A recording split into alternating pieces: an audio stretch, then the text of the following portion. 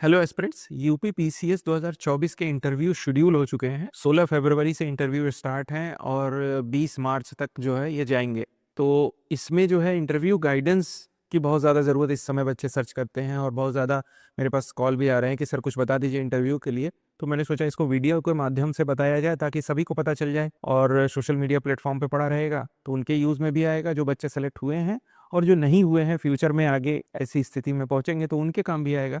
तो इसके लिए मैंने एक छोटा ये वीडियो सोचा बनाने के लिए। तो 2024 के बच्चों के लिए तो स्पेशली है जिनको इंटरव्यू अभी जल्दी ही फेस करना है हफ्ते भर बाद। बाकी हम मॉक इंटरव्यू सेशंस हम कराते ही हैं तो उसमें भी वो कांटेक्ट करके मॉक इंटरव्यू के लिए भी अवेल कर सकते हैं।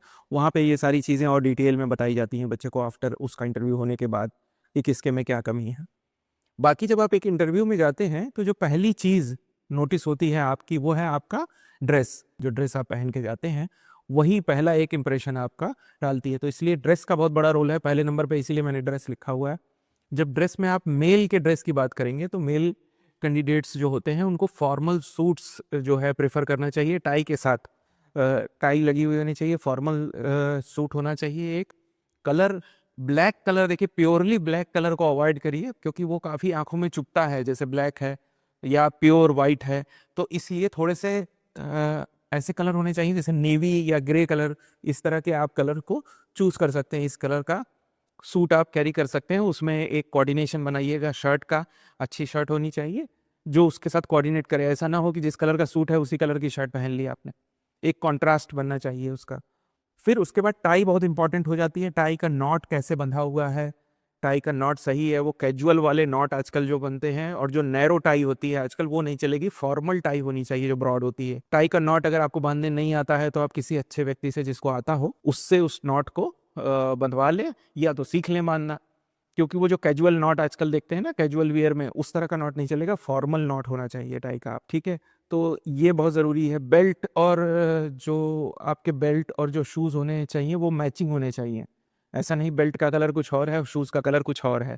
तो बेल्ट और शूज़ का मैचिंग होना ज़रूरी है। जो रिस्ट वॉच पहनते हैं, हाथों में जो घड़ी पहनते हैं, ऐसा ज़रूरी नहीं है कि आप पहने ही, और अगर पहने तो बहुत फैंसी टाइप नहीं होनी चाहिए वो आपकी जो वॉच होनी चाहिए वो एकदम फॉर्मल सी होनी चाहिए। गोल्डन कलर की वॉच मत पहन के चले जाइएगा। ये सब चीज़ों का, इससे अच्छा आप ना ही पहन के जाएँ वॉच बहुत ज़्यादा ज़रूरी नहीं है। तो इन सब चीज़ों को भी ध्यान रखा जाता है। तो पहला तो इम्प्रेशन यही है कि आप किस तरह के कपड़े पहन के जा रहे हैं। अगर फीमेल कैंडिडेट की बात करें तो उनके लिए बेस्ट होता है साड़ी। साड़ी पहन के जाएं, वो प्लेन साड़ीज पहने और लाइट कलर की साड़ीज को प्रेफर करें। ठीक है, बहुत ज़्यादा डार्क कलर या ब्राइट कलर्स की साड़ी जैसे हम पार्टी वियर में पहनते हैं उस तरह की साड़ी नहीं, फॉर्मल वियर की साड़ी हो। फुल स्लीव्स ब्लाउज होने चाहिए उसके, और फुल नेक ब्लाउज होने चाहिए जो यहाँ तक होते हैं। ठीक है, तो ज़्यादा से ज़्यादा आपका बॉडी पार्ट कवर होना चाहिए साड़ी में भी। इस तरह की साड़ी का आपको ड्रेस होना चाहिए, आपका जो भी ड्रेस होना चाहिए इस इंटरव्यू के लिए। तो लाइट कलर की साड़ी कोशिश करिए कि वो ज़्यादा से ज़्यादा प्लेन हो, उसमें बहुत ज़्यादा वर्क ना किया हो, फॉर्मल ड्रेसेस वाली हो साड़ी। और ब्लाउज ज़्यादा से ज़्यादा बॉडी पार्ट को कवर करे, फॉर्मल प्लेन ब्लाउज जैसा हो सकता है। अगर उस साड़ी के साथ नहीं मिल रहा प्लेन तो आप अलग से उसी कलर का लिख के आप बनवा सकते हैं अलग से। तो वो चीज़ें हैं। बाकी आपका बाल कैसे बंधा हुआ है, आपके फेस को ना कवर कर रहा हो, बाल आपके चेहरे पे ना आ रहा हो, कान आपके दिख रहे हो, बाल उसके पीछे हो, ये सब चीज़ें बहुत मायने रखती हैं मेल में भी और फीमेल में भी। बड़ी बड़ी इयररिंग्स आप पहन के ना चले जाएं, तो ये सारी चीज़ों को आपको ध्यान देना पड़ता है। ड्रेस की जहाँ तक बात करेंगे तो जो जो मेरे दिमाग में आया अभी आपको मैंने बता दिया कि एक फॉर्मल डिसेंट यूनिफॉर्म ड्रेस होनी चाहिए आपकी इंटरव्यू के लिए, और कोऑर्डिनेटेड होनी चाहिए। मतलब मिसमैच नहीं होना चाहिए कि कलर किसी सूट का कलर कुछ और है और शर्ट का कलर कुछ और है, शूज़ का कहीं और जा रहा है, कोई कोऑर्डिनेशन या मैचिंग नहीं बन रही है उसकी।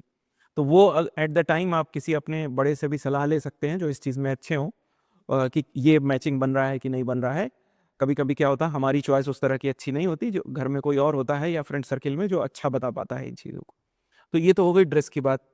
इसके बाद अगर आप देखते हैं तो सेकंड बात होती है आपकी प्रोफाइल पूछी जाती है, वहाँ पे आपके बारे में पूछा जाएगा।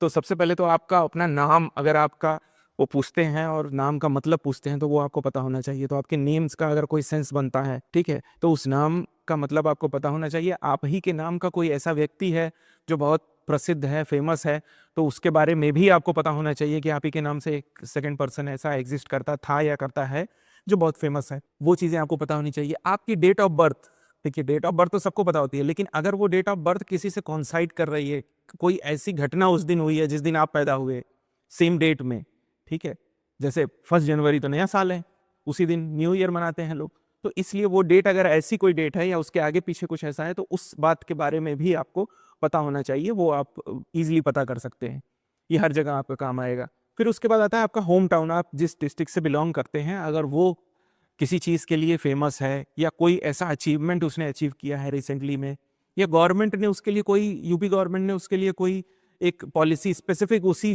जगह के लिए, उसी डिस्ट्रिक्ट के लिए बनाई हो, या इस तरह की कोई भी बात अगर आपके होम टाउन से रिलेटेड हो रही है तो वो भी आपको पता होनी चाहिए, ठीक है।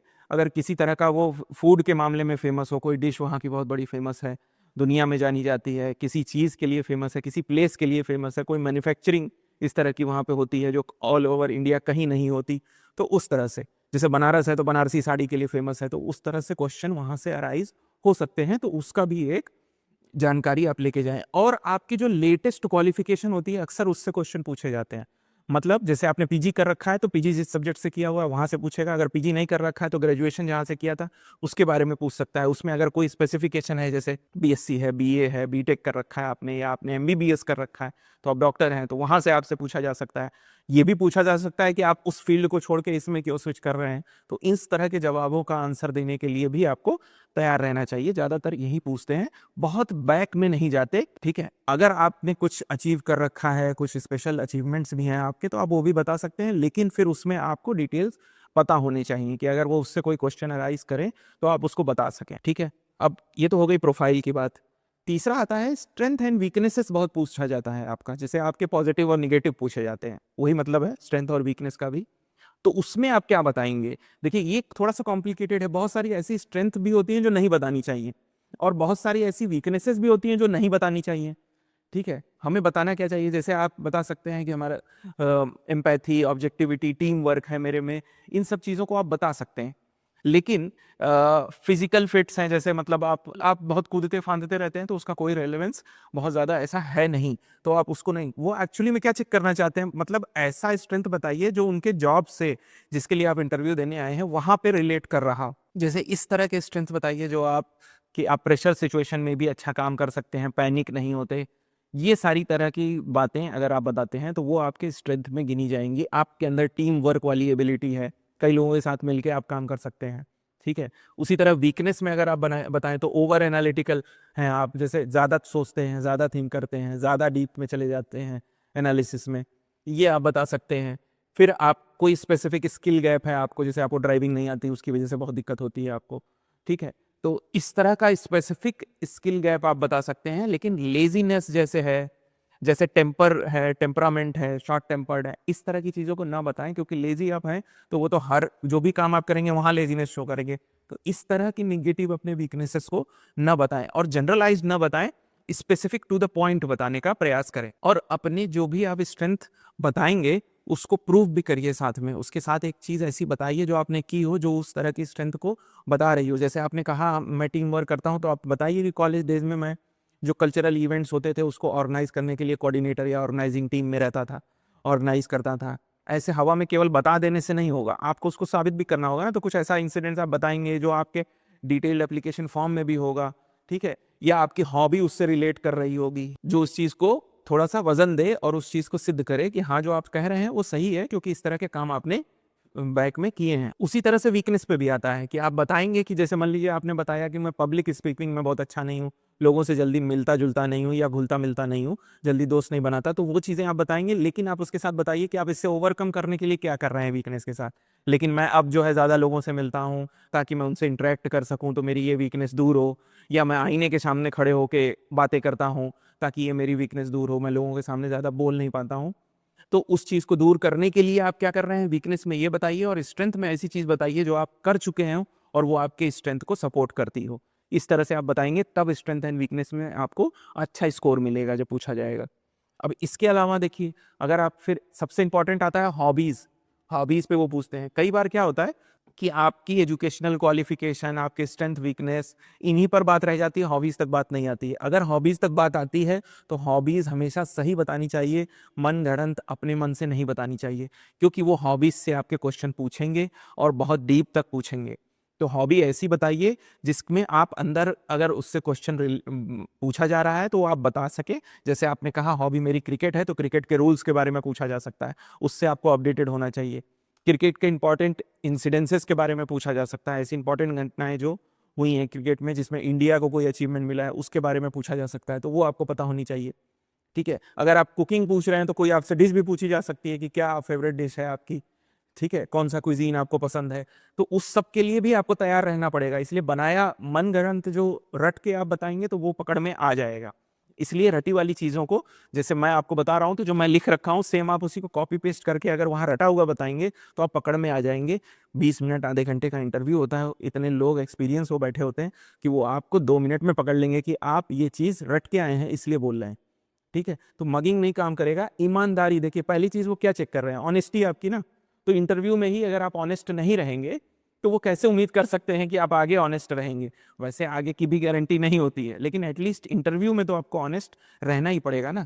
तो अगर आप बता रहे हैं रीडिंग बुक्स, तो और स्पेसिफिक होइए, किस तरह की रीडिंग बुक, नॉन फिक्शन पढ़ते हैं कि फिक्शन पढ़ते हैं, उसको बताइए। तब वो पूछ सकते हैं आपने लेटेस्ट बुक कौन सी पढ़ी थी। अगर आप पेंटिंग करते हैं तो आपसे वो पूछ सकते हैं कि पेंटिंग में फिर किस तरह के कंपटीशन में, कभी आपने पेंटिंग कंपटीशन में पार्ट लिया है, वो आपके अचीवमेंट्स में शो करेगा कि हाँ आपने पार्ट लिया था। और आपको वो स्ट्रेंथ में भी आप उसको चीज़ को बता सकते हैं कि आप कॉम्पिटिटिव हैं, आप कंपटीशन में पार्ट लेते हैं और फेलियर्स को भी एक्सेप्ट करते हैं, ये सारी चीज़ें। तो वो पेंटिंग, टीचिंग है तो उसमें आप क्या कर, ऑर्गेनाइजिंग आप बता सकते हैं कि जैसे आप बहुत सारे इवेंट ऑर्गेनाइज करते थे कॉलेज डेज में या घर में, घर के जो फंक्शंस होते हैं तो लोग आप ही को अप्रोच करते हैं कि ये इवेंट कराना है, कैसे ऑर्गेनाइज होगा, जरा इसको सेट करो। तो इस तरह की गार्डनिंग अगर आप बताते हैं तो फिर आपसे क्वेश्चन हो सकता है कि जो अर्बन सिस्टम में गार्डनिंग सिस्टम है उससे कैसे पोल्यूशन को कंट्रोल किया जा सकता है, क्या ऐसा हो सकता है, इस सब से रिलेटेड क्वेश्चन पूछे जा सकते हैं। तो आपको उसके लिए हॉबीज बहुत ही केयरफुली बतानी होती हैं। आप एक बताइए या दो बताइए, बस इतना ही बताइए, लेकिन गलत मत बताइए। हॉबीज को बहुत ही केयरफुली बताते हैं। बहुत सारे लोग इंटरव्यू में हॉबी में ही फंसते हैं और फिर यहीं से उनका स्कोर निगेटिव में मतलब कम होना शुरू होता है।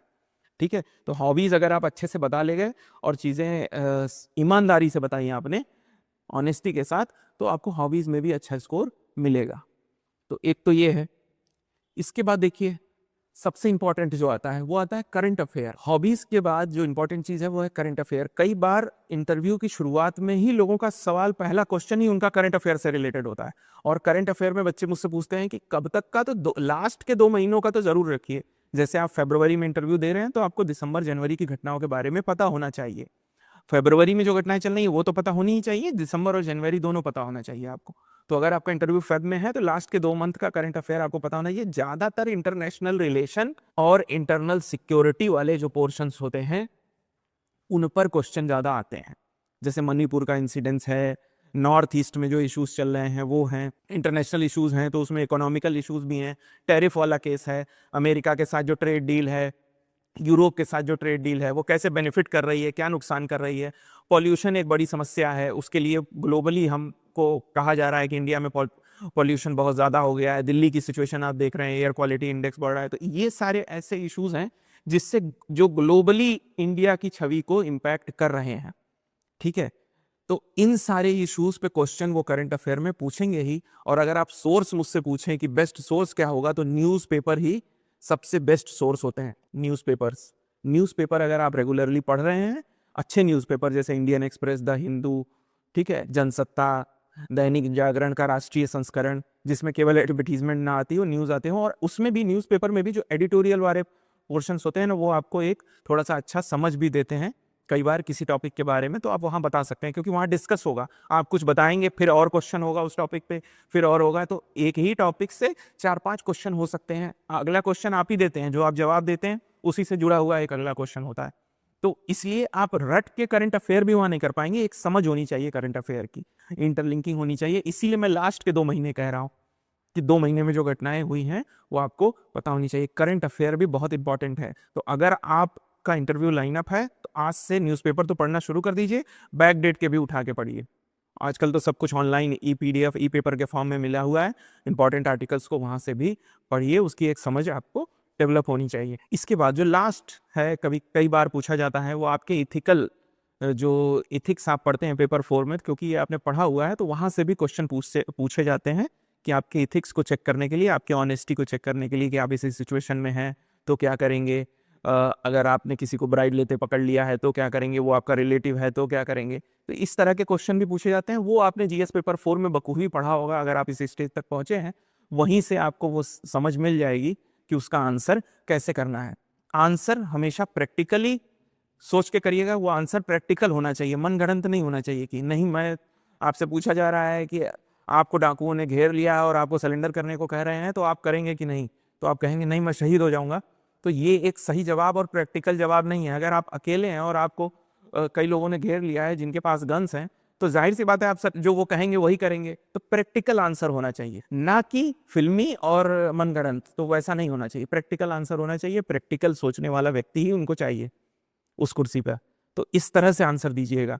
बाकी समर्पण आईएएस पे मॉक इंटरव्यूज़ भी हम कराते हैं जो बच्चे सेलेक्ट हैं उनके लिए, और उसके लिए आप दिए गए नंबर पर मुझसे कांटेक्ट कर सकते हैं या मुझे व्हाट्सएप कर सकते हैं। बाकी अगर आप मेंस लिख रहे हैं या 26 की तैयारी कर रहे हैं, तो समर्पण आईएएस हर तरह के यूपी पीसीएस और यूपीएससी से रिलेटेड कोर्स आपको ऑनलाइन ऑफलाइन दोनों मीडियम में प्रोवाइड करता है।